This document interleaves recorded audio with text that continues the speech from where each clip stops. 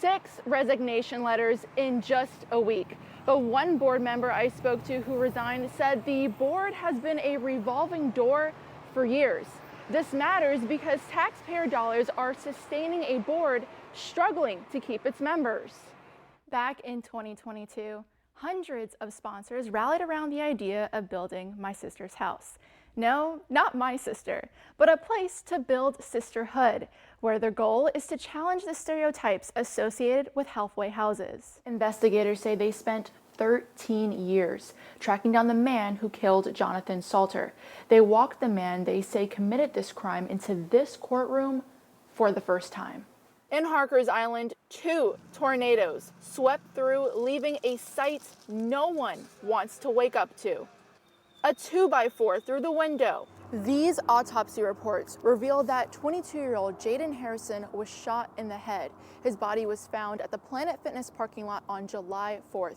The Greenville Police Department are still trying to piece together who committed this crime. Susan Harrison has waited 6 months for closure. Help me out here. Help me out here. Help me, because Jada didn't deserve this. Still, no one has been charged in her son's murder. He was murdered by somebody in this community walking around, and you could be next. She's back at the spot where Jaden Harrison was killed, in the Planet Fitness parking lot on Thomas Langston Road in Greenville. In August 2023, Susan grieved the loss of her 22-year-old son during this vigil. I don't know what else to say other than justice is going to come one way or another. I hope it comes in my lifetime. Her son's autopsy report, released Wednesday, revealed Jaden was shot in the head. It was the first time she learned of how he died.